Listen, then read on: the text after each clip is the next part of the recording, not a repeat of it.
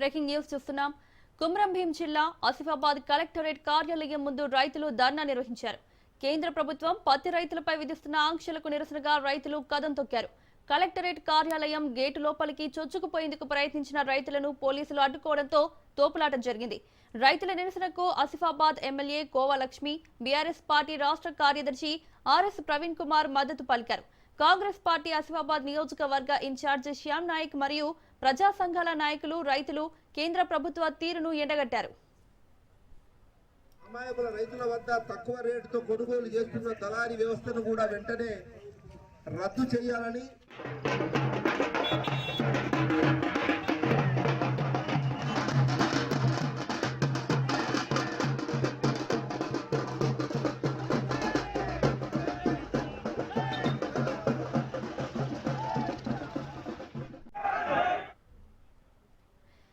ఇదే అంశానికి సంబంధించి మరిన్ని అప్డేట్స్ మా ప్రతినిధి అరుణ్ కుమార్ అందిస్తారు. అరుణ్ కుమార్. మౌనిక, కుమ్రం భీం ఆసిఫాబాద్ జిల్లాలో ఉద్రిక్త పరిస్థితులు నెలకొన్నాయి. ముఖ్యంగా కూడా పత్తి రైతులు తమ సమస్యలను పరిష్కరించారని శాంతియుత ర్యాలీ తలపెట్టి కలెక్టరేట్ వరకు కూడా ఈ ర్యాలీ కొనసాగింది.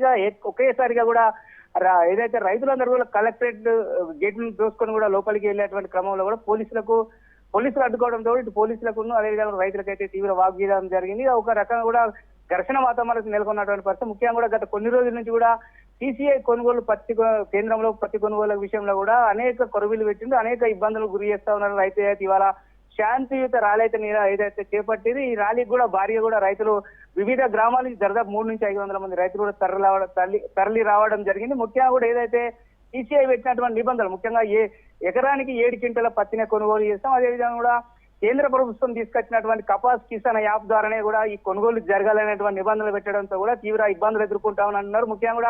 ముఖ్యంగా ఏదైతే కిసాన్ కపాస్ యాప్ ద్వారా కూడా ఏదైతే రైతు ఎవరైతే ఉన్నారో పట్టదారే పోయి అక్కడ పోటు దిగాలి, పట్టా పాస్బుక్ ఉంటేనే కొనుగోలు చేస్తామన్నటువంటి పెట్టినటువంటి నిబంధనతో కూడా రైతులైతే తీవ్ర ఇబ్బందులు ఎదుర్కొంటున్నారు. ముఖ్యంగా కూడా తేమ విషయానికి వస్తే కూడా 12% అంటే 12 నుంచి 20% వరకు ఉన్నా కూడా ఖచ్చితంగా పత్తిని కొనుగోలు చేయాలంటే వీళ్ళు డిమాండ్ చేస్తున్నారు. గిట్టుబాటు ధర కల్పించాలి. ముఖ్యంగా కూడా ఏదైతే ప్రభుత్వం పూర్తి స్థాయిలో కూడా గిట్టుబాటు ధర కల్పించడం లేదు. రాష్ట్ర కేంద్ర ప్రభుత్వాలు కూడా తమను ఏదైతే పత్తి రైతులను ఆదుకొని కూడా గిట్టుబాటు ధర కల్పించాలంటే ఈ ర్యాలీ అయితే కొనసాగింది. ముఖ్యంగా కూడా దళారుల వ్యవస్థ ఒక పక్కనేమో సిసిఐ పెట్టినటువంటి నిబంధనలతో కూడా తీవ్రంగా నష్టపోతాం, అదేవిధంగా కూడా ప్రైవేట్ వ్యాపారులు కూడా తమను దోచుకుంటున్నారు, ఇబ్బందులకు గురి చేస్తున్నారని కూడా ఏదైతే రైతులైతే తెలుపుతున్నటువంటి పరిస్థితి. ఖచ్చితంగా కేంద్ర ప్రభుత్వం పెట్టినటువంటి సిసిఐకి పెట్టినటువంటి నిబంధనలు ఏవైతున్నాయి, ఏదైతే ఎకరానికి 7 క్వింటాల పత్తి కొనుగోలు కావచ్చు, అదేవిధంగా కూడా యాప్కు సంబంధించి కిసాన్ కపాస్ యాప్ ను కూడా తొలగించాలి. ఖచ్చితంగా ఎటువంటి షరతులు లేకుండా కూడా పత్తిని కొనుగోలు చేసి ఖచ్చితంగా గిట్టుబాటు ధర కల్పించాలని అయితే రైతులైతే డిమాండ్ చేస్తున్నటువంటి పరిస్థితి.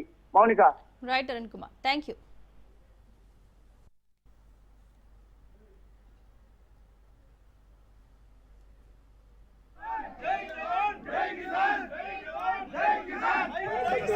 పెట్టి అమాయకుల రైతుల వద్ద తక్కువ రేటుతో కొనుగోలు చేస్తున్న దళారీ వ్యవస్థను కూడా వెంటనే రద్దు